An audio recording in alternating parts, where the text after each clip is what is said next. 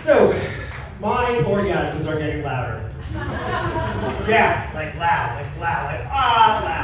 Like according to my neighbor, and I'm quoting him here when he said, he gave me one of these, you fuck loud. Now, I am, of course, fantastic in bed, but this is not meant to be a brag on my sexual prowess, more an observation on the evolution of the orgasm. Well, think about it, we all go through the same thing, right? You masturbate at your parents' house, first orgasm's probably not going to be loud. Then maybe you move out, you've got roommates, you're probably not going to be loud, although you look like you might have been a loud roommate. In fact, clap if you had a loud roommate, clap if you had a loud roommate.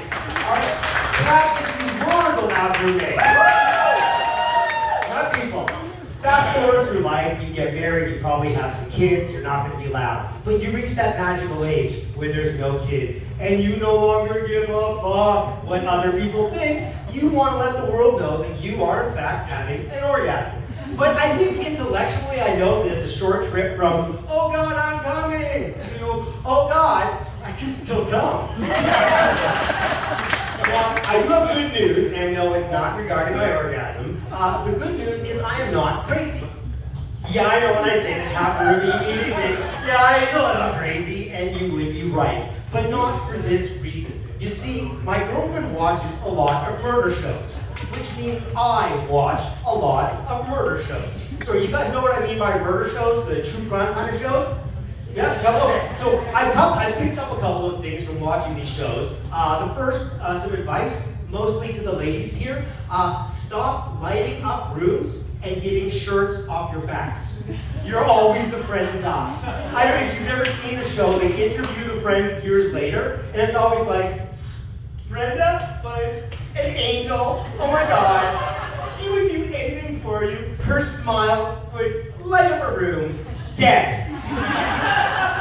The second thing, by the way, is do not, I repeat, do not, no matter how fun it may sound, go to the secondary location. That's where all the bad things happen. So combine that with the fact that I clearly have an overactive brain. You have no idea the incessant diatribe going off. It's like, should we try Pilates? Is Pluto still a planet? Why did Uncle Charlie have so many shoes in his closet? It's exhausting. So combining, basically I keep myself occupied by running simulations. These are situations that I just play out in my head that are probably never going to exist, but keep my brain busy. For example, let's say I'm standing in line at a bank. I'm obviously not going to rob the bank, but I'm casing the joint. Oh, yeah. Oh, by the way, security guards get very nervous if they actually see you counting the cameras. So, combine murder with my overactive brain, I find myself on a lonely stretch of road, there's a cemetery on the right, and there's a teenage girl walking towards me. My brain immediately thinks, well, how would I kill her?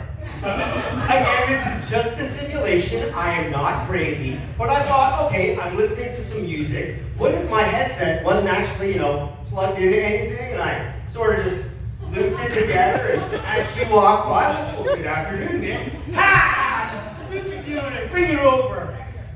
Shh, it's okay, guys, it's okay. It's just a simulation. It's not real. It's not real. All right, while I was in the middle of this batshit crazy thought, that was the moment I kind of looked up and locked eyes with the young lady.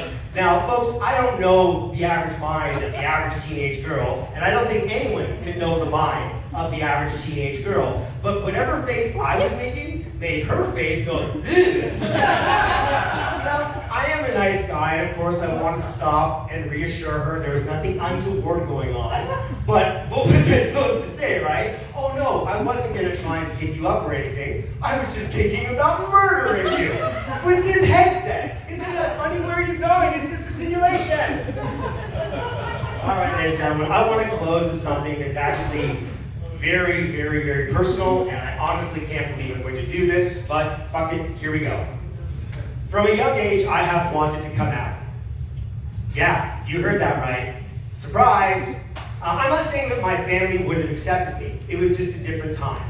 You didn't talk about those sorts of things. My friends, of course, my friends all knew. My mom did become suspicious though. It was the little things, like music. I listened to the regular music most kids listen to, I was listening to groups like Run DMC and NWA. My comb wasn't a regular comb, it was the thing with the metal bristles on it. But when my mom found the magazines under my bed, you know, every boy had naughty magazines under their bed. Mine were Ebony and Essence magazine. Well, she sat my dad down that night for a talk, and this is so embarrassing, folks, because I was in the next room, and I overheard everything. My mom was cooking, my dad was sitting at the kitchen table. My mom said, "Ian?" "Yes." "Ian, I think our son might be black." "Oh, thanks for your support, guys. My dad laughed as well." My dad said, "What? Our son is not black. Come on, Zena. I'm sure it's just a phase." And my mom said, "No, this is serious. He's a really good dancer." And loves basketball. And my dad said, Zena, "I'm sure it's just a phase. He's probably experimenting." You remember when I did a little experimenting back in college? And my mom said, "Yes, Ian, we all remember the year you took African studies, wore your dashiki around campus, and you wore your hair in that Jewish afro. Would you call it your Jufro?" No, this is serious. I heard him in the shower rapping and calling himself Darius. My dad ended the conversation by saying, "Zena, you're probably overreacting. I'm sure he'll take up golf like all the other good white boys." Well, ladies and gentlemen, I want you to know right now today, it is not a phase. I stand before you today, a proud black man. Still not going to use the N-word. Still not going to use the N-word, just to be clear. We'll come forever. Thank you.